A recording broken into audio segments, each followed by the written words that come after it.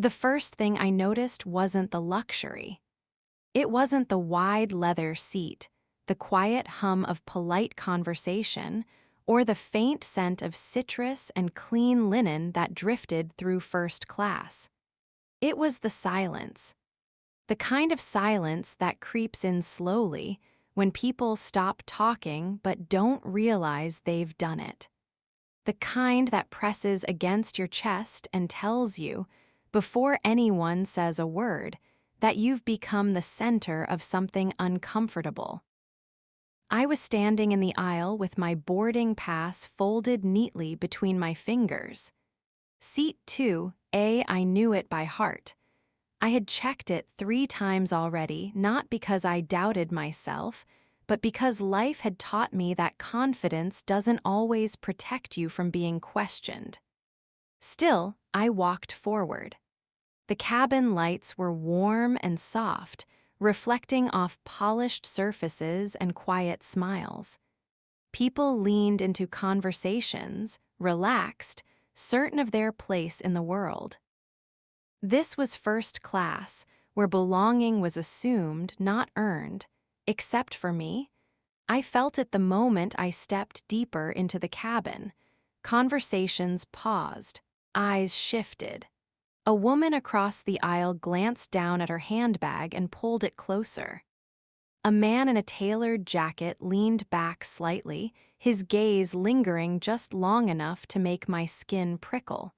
I pretended not to notice. I always did. I reached my seat, lifted my carry-on into the overhead bin, and sat down. I buckled my seatbelt. Took a breath, told myself this was just another flight, just another moment I'd get through like all the others. I had worked too hard to be here, survived too much. I refused to shrink now, then I heard it. "Ma'am," I looked up. A flight attendant stood beside me in the aisle. She was young, polished, professional. Her smile was careful, rehearsed, and somehow empty. "Yes," I said. "There appears to be a mix-up," she replied, her eyes flicking briefly to the seat number and then back to my face. The word mix-up settled heavy in my chest. "I don't think so," I said calmly, already unfolding my boarding pass. "I'm in 2A." She took the ticket from my hand and studied it longer than necessary. Her brow tightened, as if the letters might rearrange themselves into something that made more sense to her. She cleared her throat. "Please wait here for a moment."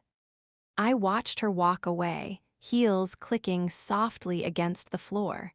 The silence returned, but this time it felt louder. A man across the aisle leaned toward his companion and whispered something I couldn't hear. I didn't need to, I knew that tone. Curious, doubtful, entertained. Another passenger turned fully in his seat, no longer pretending not to stare. I sat perfectly still. This wasn't new. I'd been followed through stores while shopping for groceries, questioned at hotel desks while holding confirmed reservations, asked if I was lost in buildings I had every right to be in. I knew how this went. Smile. Stay calm. Don't give anyone an excuse to label you difficult, but this time was different. This time, I was trapped 30,000 feet above the ground, sealed inside a metal tube with nowhere to step away, nowhere to breathe privately. The flight attendant returned. She wasn't alone. 2 security officers stood behind her. My heart dropped, sharp and sudden. "Ma'am," one of them said, his voice firm but carefully neutral, "we need you to step out of your seat." "For what reason?" I asked, keeping my voice steady despite the pounding in my ears. "There's an issue with your seating assignment." I showed my ticket. "We just need to verify something." Every eye was on me now. No one bothered to hide it. A woman a few rows ahead twisted in her seat, lips pressed together in thin judgment. Someone behind me muttered, "Unbelievable." I couldn't tell if it was directed at me or at the inconvenience of watching this unfold. Heat crept up my neck. "I paid for this seat," I said evenly. "If there's a problem, you can explain it to me like an adult." The taller officer shifted his stance. "Ma'am," he said, lowering his voice slightly, "please don't make this difficult." There it was, that sentence, the warning disguised as politeness. I stood slowly, conscious of every movement, every breath, every watching eye. As I stepped into the aisle, humiliation washed over me, not loud or explosive, but quiet and suffocating. This wasn't anger. It was something worse. It was being erased, as if my presence needed justification, as if I didn't belong anywhere unless someone approved it first. They guided me toward the front of the cabin, past the curtain, past faces filled with curiosity and judgment.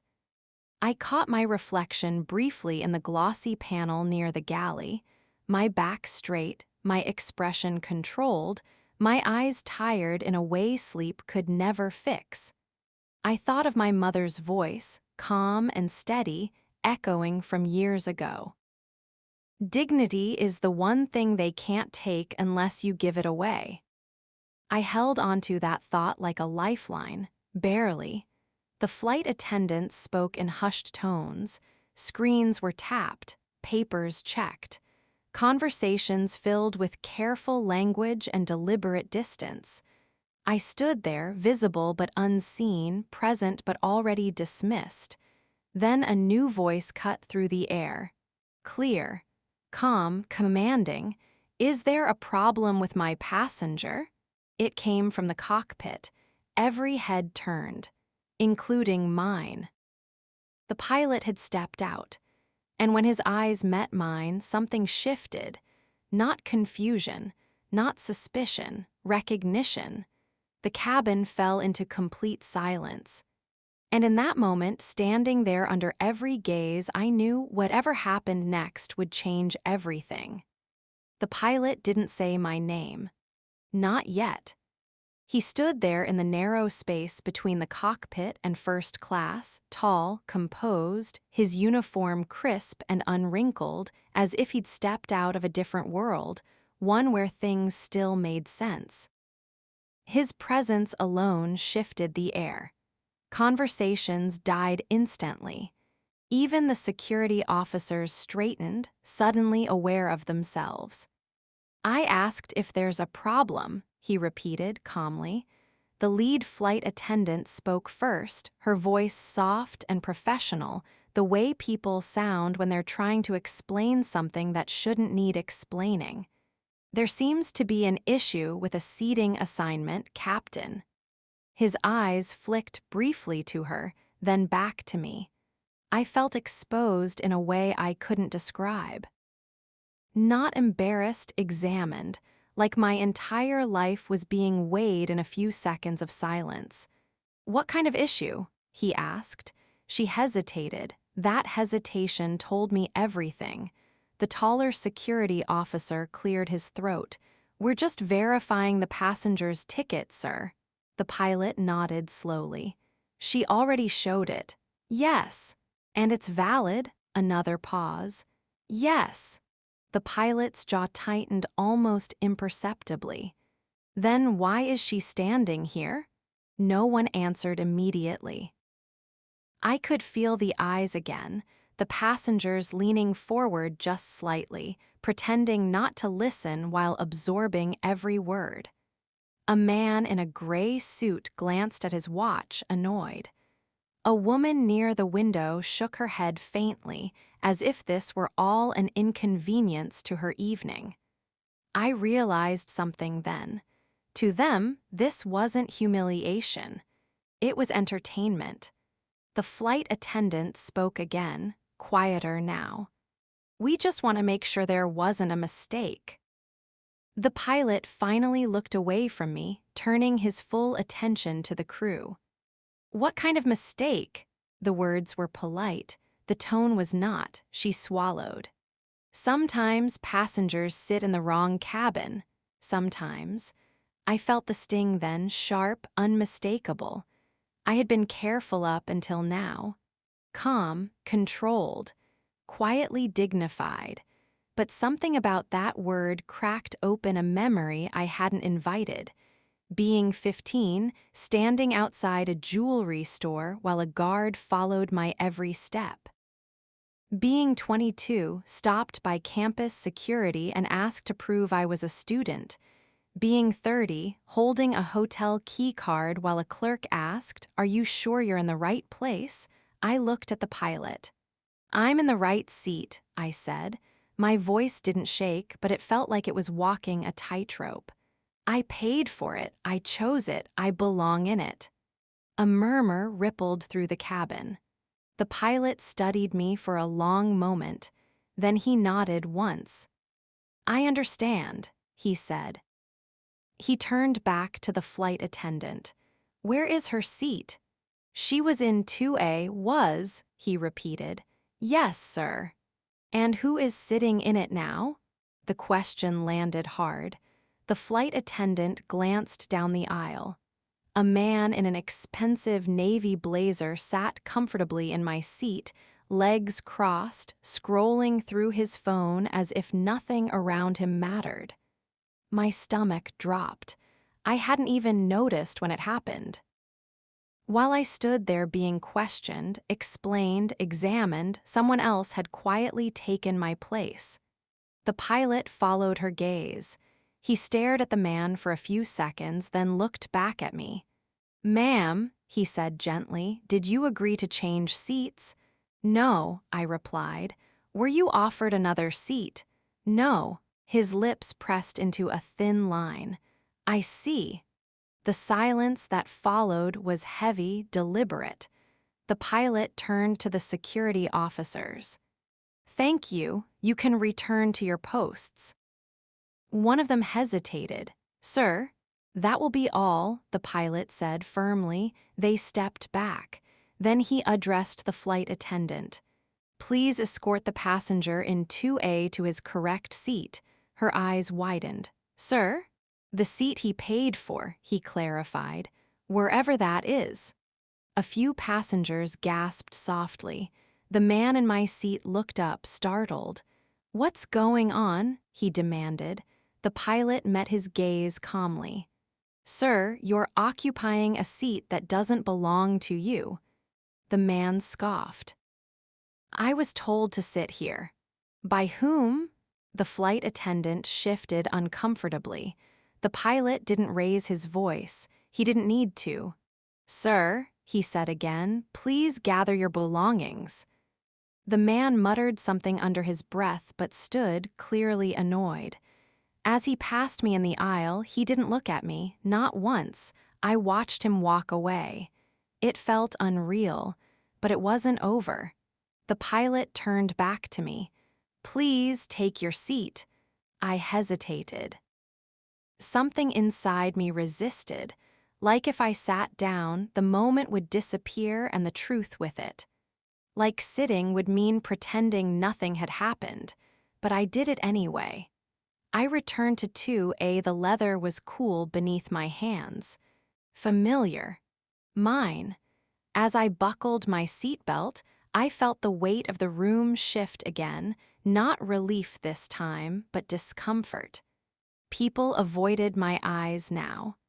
A woman who had stared openly before suddenly found her window fascinating. The man who had whispered earlier sat rigid, staring straight ahead. The pilot remained standing. "Ladies and gentlemen," he said, his voice carrying effortlessly through the cabin, "will be departing shortly. Thank you for your patience." He paused, then he added, "And thank you for respecting all of our passengers." That sentence lingered. He turned back toward the cockpit, but before stepping inside, he glanced at me one last time. And this time there was something else in his expression, not recognition. Something deeper, something personal. I felt my chest tighten. Because in that look, I realized the truth hadn't fully surfaced yet, and whatever he was holding back was far bigger than a seat. Once the pilot disappeared behind the cockpit door, the cabin exhaled, but I didn't. The engines hadn't started yet. The plane was still. Too still. The kind of stillness that presses against your ears and makes you aware of every breath you take, every shift of fabric, every unspoken thought hanging between strangers. I sat upright in my seat, hands folded neatly in my lap, the way my mother taught me to sit when the world was watching too closely. My heart was still beating too fast, but my face stayed calm. I'd learned how to do that a long time ago, keep the storm on the inside, show the world clear skies. The flight attendant passed by again, slower this time. She didn't look at me, not directly. Her smile was fixed, professional, but something in her posture had changed. Less confidence, less certainty. An apology hovered in the air, but it never landed. I stared straight ahead as passengers settled back into their routines, headphones on, laptops open, drinks requested. The man across the aisle whispered something to his companion. She shook her head slightly, like she wanted the moment to disappear as badly as he did. No one spoke to me, not one person. That's the part people don't talk about. After humiliation, after the scene passes, after order is restored, there's no comfort. No acknowledgement, just avoidance. As if looking at you too long might make them complicit. I pressed my thumb against the edge of the armrest and focused on breathing. In through the nose, out through the mouth. The engines roared to life. The vibration traveled up through the floor, into my feet, into my chest. As the plane began to taxi, I felt the strangest sensation, not relief, not fear, but awareness. This flight wasn't just taking me somewhere. It was carrying something unresolved. As we lifted into the sky, the seatbelt sign chimed. The city below shrank into neat lines and glittering dots, distant and harmless. I wished I could do the same, rise above the moment, minimize it until it felt small. But it stayed with me. 10 minutes into the flight, the intercom crackled. "Ladies and gentlemen," the pilot's voice said, calm and steady, "this is your captain speaking. We're cruising at 32,000 feet and the ride should be smooth." His voice was different now, less formal, warmer. Like someone speaking from experience, not a script. I felt it before I understood why. He paused. "On behalf of the crew," he continued, "thank you for choosing to fly with us." A standard line. "But then, and thank you," he said carefully, "for remembering that dignity isn't assigned by a seat number." The cabin went quiet, my breath caught. That wasn't standard. I felt heads turn, slowly, cautiously, as if people weren't sure whether they were allowed to react. The woman by the window beside me shifted in her seat. The man across the aisle cleared his throat. The intercom clicked off. I stared at the seat back in front of me, my reflection faint in the dark screen. My eyes looked steady. Older than they had this morning. The flight attendant returned a few minutes later with a drink cart. When she reached me, she stopped. "Can I get you something to drink?" she asked. Her voice was softer now. "Water, please," I said. She poured it carefully, hands just a little unsteady. As she passed it to me, her fingers brushed mine. "I'm sorry," she whispered. It wasn't loud enough for anyone else to hear, but it mattered. "Thank you," I replied and meant it. Still, something in me stayed alert.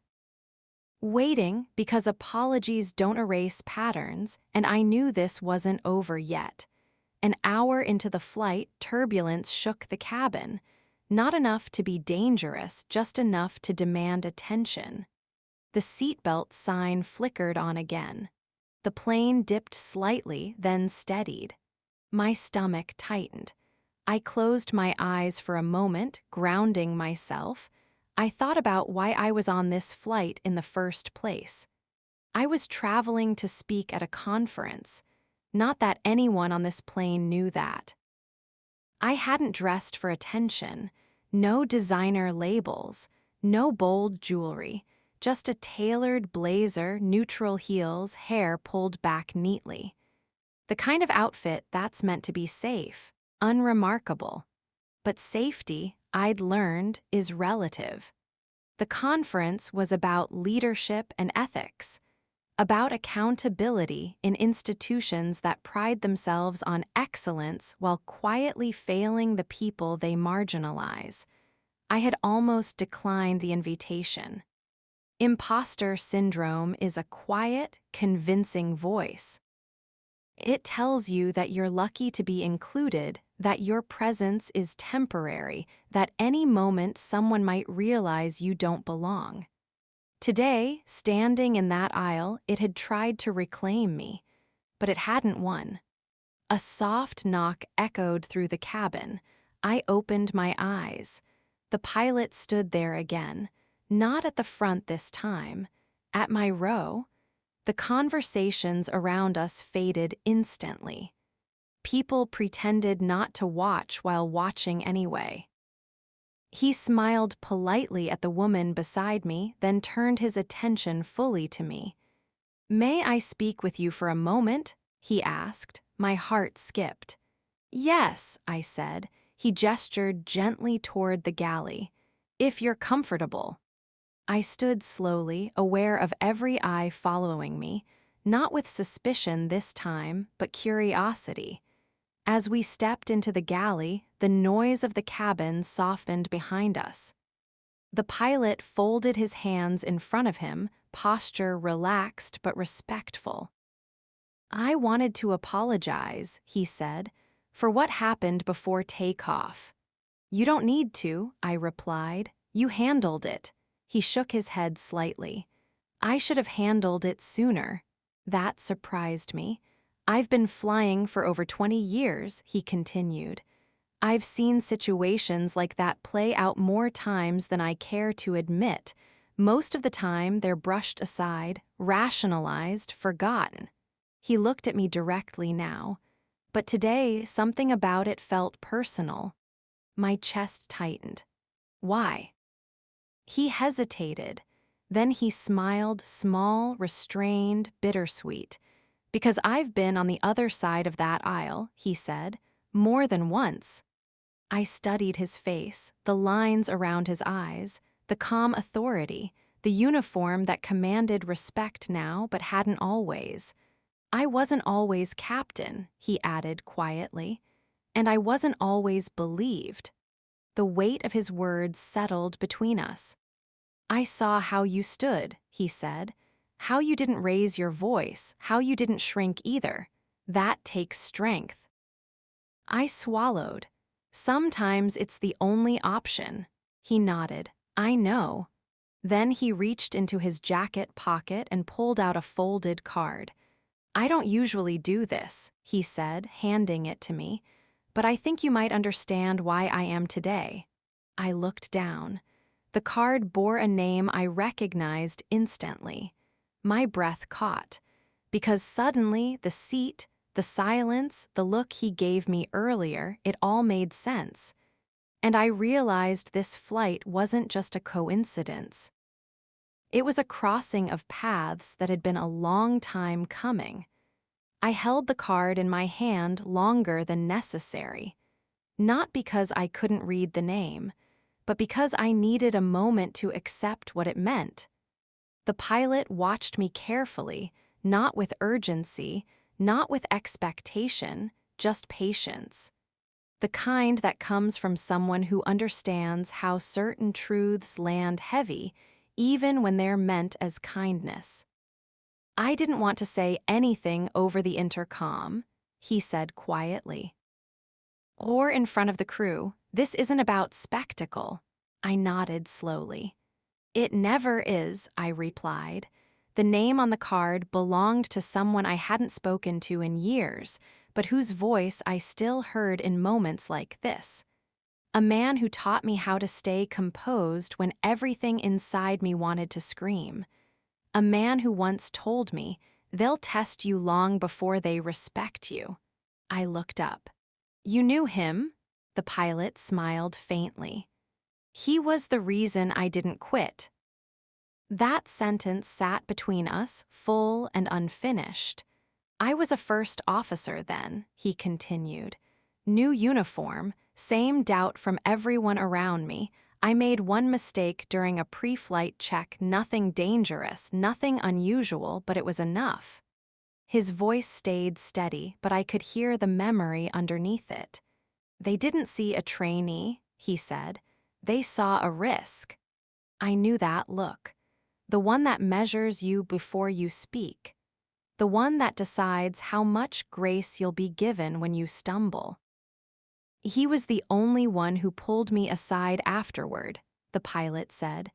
Not to scold, not to lecture, just to remind me that competence doesn't always look like confidence at first. I exhaled slowly. That sounds like him, I said. The pilot nodded. When I saw your name on the passenger manifest, I wondered, but I wasn't sure. You checked? I asked gently. Yes, he admitted, because I've learned not to ignore instincts shaped by experience. The quiet hum of the aircraft surrounded us. Somewhere beyond the galley, passengers chatted softly, unaware of the history unfolding just a few feet away. I didn't intervene earlier because I wanted to see how it would be handled, he said. By the system, by the people trained to protect it. I raised an eyebrow. And he gave a single, humorless breath. It failed you. Not dramatically, not angrily, just honestly. I won't pretend that fixes anything, he continued. But I wanted you to know you weren't alone in that moment, even if it felt like it. That mattered more than he knew. I'm used to standing alone, I said. It's just exhausting. He studied me for a moment, then said, it shouldn't be. We stood there in silence, two people bound by different uniforms, but the same unspoken understanding. That dignity is often defended quietly when no one is clapping. I should let you get back to your seat, he said finally. But before I do, he paused. This flight is being observed today, he added. My pulse quickened. Observed? Yes, he said, part of a broader internal review, cabin protocols, passenger treatment, bias response. I didn't speak. I wasn't supposed to disclose that, he said calmly, but I believe transparency matters more than procedure when harm is involved. A strange clarity settled over me. So what happened before takeoff, I began, will be documented, he finished. In detail. I thought of the security officer's grip on my arm, the way the flight attendant avoided my eyes, the passengers who stayed silent. None of them knew this, and that was the point. Thank you, I said, not out of politeness but truth. He inclined his head. For staying composed when the world gave you every reason not to. As we stepped back into the aisle, the cabin felt different, not kinder. Aware, people looked up as we passed. Some glanced away quickly. Others held my gaze for just a second longer than before, long enough to register discomfort. The woman in the seat across from mine leaned closer as I sat down. I'm sorry, she whispered. I should have said something. I met her eyes. Next time, I said gently, that's how it changes. She nodded, swallowing. Minutes passed, then more. The flight continued smoothly, but my thoughts were anything but calm. I replayed the moment in the aisle again, not with shame now, but perspective. I saw the way systems move faster than compassion, how authority is often mistaken for correctness. Halfway through the flight, the cabin lights dimmed. The flight attendant returned, this time kneeling slightly beside my seat so her voice wouldn't carry. The captain asked if you'd be comfortable joining him briefly after landing, she said. I studied her face. There was no edge now, no suspicion, just respect. Yes, I said. She smiled, relieved. When the plane finally descended, the city rose to meet us in shades of gold and steel. As the wheels touched the runway, a quiet applause rippled through the cabin, a habit some passengers had, as if thanking gravity for cooperation. But I wasn't thinking about the landing. I was thinking about what waited beyond it. As the plane taxied to the gate, the intercom chimed once more. "Ladies and gentlemen," the pilot said, voice steady, "before we disembark, I'd like to thank you for your patience today." A pause. "And I'd like to remind everyone that respect isn't situational, it's not conditional, and it doesn't come with a dress code." The silence that followed was heavier than turbulence. When the seatbelt sign turned off, passengers stood quickly, eager to leave, but slower this time, more cautious, as if the plane itself had become a mirror. I stayed seated until the aisle cleared. When I finally stood, I wasn't invisible. The pilot waited at the door, greeting passengers with practiced warmth. When I reached him, he stepped aside slightly. "I'll walk you out," he said. Beyond the jet bridge, beyond the terminal, something was shifting. I could feel it. Because humiliation may begin in public, but accountability, that often arrives quietly, right before everything changes. The terminal smelled like coffee and polished floors, that familiar mix of motion and impatience that airports carry no matter the city. People streamed past us with rolling bags and half-finished conversations, eager to disappear into their next destination. I moved slower, not because I was tired, but because I could feel the weight of what had just happened catching up to me. The pilot walked beside me, no longer in a rush, no longer performing. Just two people moving through a space that had already made its judgment and was now being forced to reconsider it. At the end of the jet bridge, a woman waited. She wasn't holding a sign. She wasn't in uniform, but the way people subtly adjusted their paths around her told me everything I needed to know. Authority doesn't always announce itself. She introduced herself calmly, professionally, extending her hand. Her grip was firm, assured. "I'm with the airline's internal compliance division," she said. "Thank you for agreeing to speak with us." Us. That word landed differently now. We stepped into a quiet office just off the terminal, the door closing softly behind us. The room was small but immaculate. Neutral colors, 2 chairs, a glass table. A single window overlooking the runway. I sat. Across from me, the compliance officer opened a slim folder. Inside were printed incident logs, timestamps, crew notes, and my name.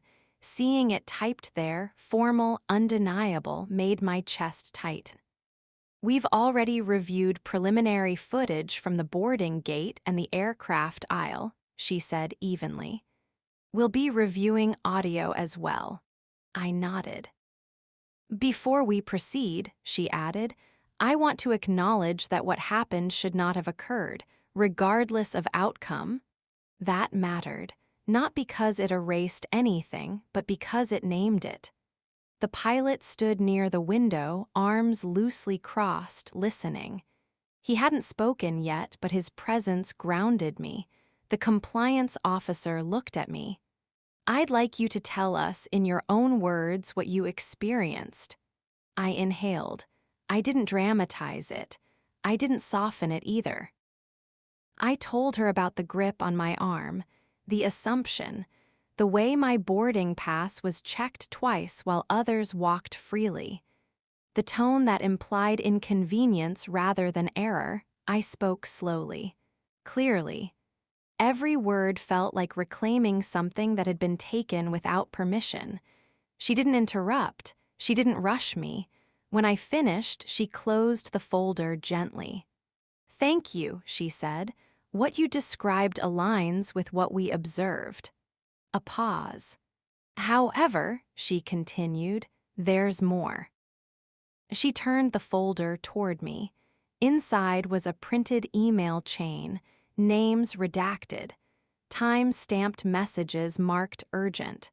"This flight," she said, "was randomly selected as part of a broader equity audit. Cabin interactions, security escalation, bias recognition." I looked up sharply. "So this wasn't just—" "No," she said. "It was." The room felt smaller. "The officer involved was unaware of the audit," she continued, "which makes their behavior instructive." That word echoed in my mind. "Instructive. This will result in formal action," she said. "Training suspension at minimum, potential termination pending review." I didn't feel satisfaction. What I felt was stillness. The kind that comes when a truth finally lands somewhere solid. She studied me carefully. "I also want you to know this incident will be used in our next policy revision, with identifying details removed, of course." I nodded. "If it helps prevent this from happening again, then good." She gave a small, respectful smile. "That's exactly why we're here." As we stood to leave, the pilot finally spoke. "She shouldn't have had to be instructive," he said quietly.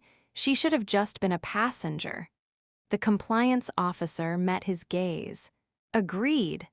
Outside the office, the terminal noise rushed back in, louder than before. Life resumed at full volume. The pilot walked with me toward the exit. "You handled that with grace," he said. "I didn't feel graceful," I admitted. "I felt exposed." He nodded. "Courage often feels like that." We stopped near the glass doors leading outside. "I'll be honest," he said. "There was a time when I would have stayed quiet, let it pass, told myself it wasn't worth the trouble." "What changed?" I asked. He smiled faintly. "I realized silence was costing me more than speaking ever would." I felt that settle deep in my chest. Before we parted, he said one last thing.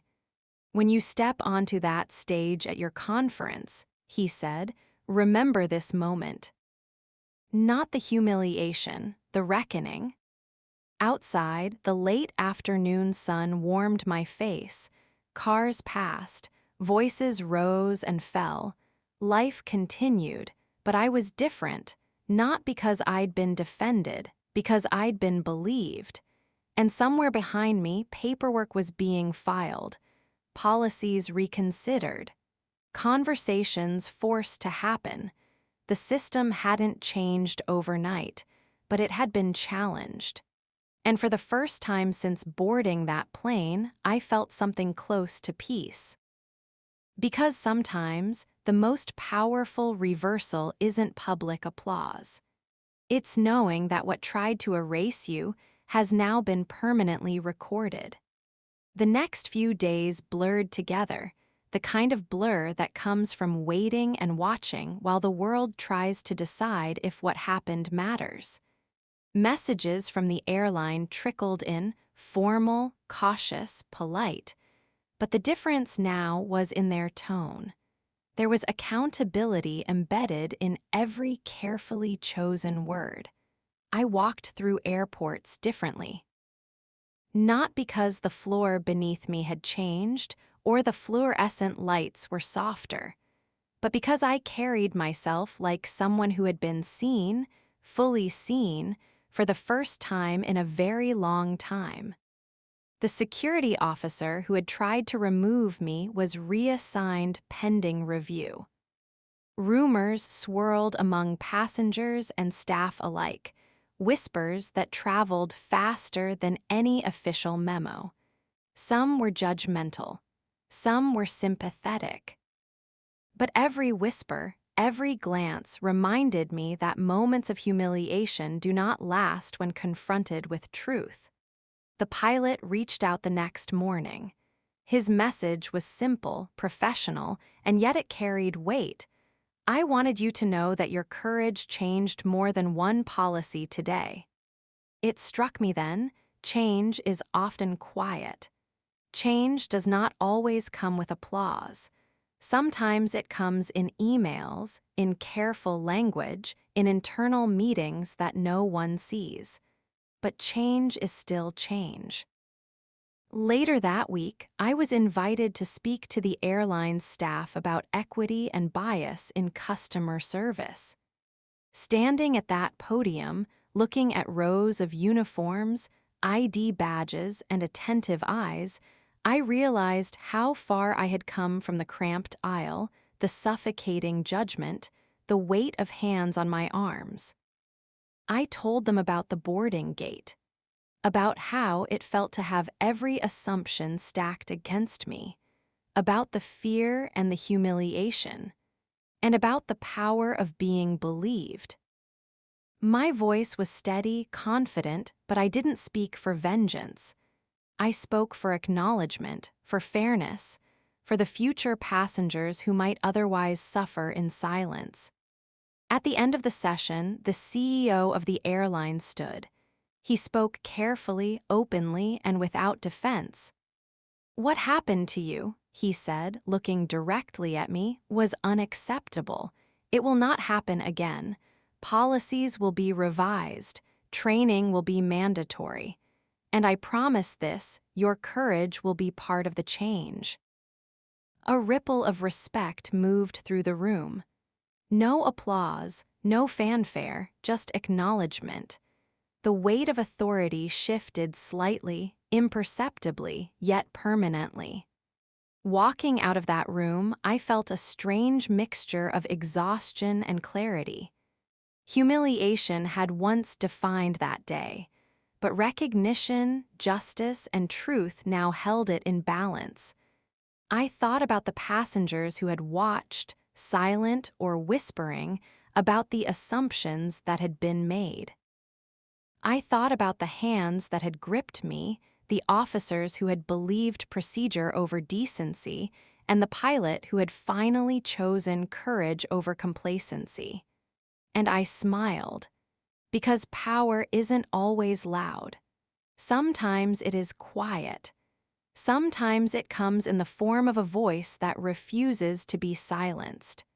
Sometimes it comes in the courage of someone who chooses to stand, to insist, to say, "I am not wrong. I am not invisible, and I will be heard." Months later, the airline publicly announced changes: mandatory bias training, internal equity audits, revised security protocols. They called it progressive, necessary, and forward-thinking. But I knew the truth. It was overdue, because someone had finally refused to accept injustice. Someone had demanded that a single moment, a single incident mattered. The flight that had once held fear for me became a memory of triumph. The pilot and the compliance officer were no longer just faces. They were reminders that accountability exists when courage speaks. I still fly. And each time I step into first class, I remember that day. Not the humiliation, not the tension, not the fear. I remember the quiet victory, the irreversible shift, and the truth that no one could take from me. Because sometimes the world is watching, even if you think it is. And sometimes it only takes one person to stand for what's right for everything else to follow. That day, that flight, that aisle, they all taught me this. Humiliation can be public, but justice can be permanent. Power can be misused, but courage is unstoppable. And sometimes the smallest voice, when it refuses to bow, can change everything. I never asked to be the example. I never asked for attention. I simply refused to disappear. And in refusing, I found something greater than safety or silence. I found my own voice. I had been dragged, doubted, dismissed, but I had also been heard. And that, above all, was everything.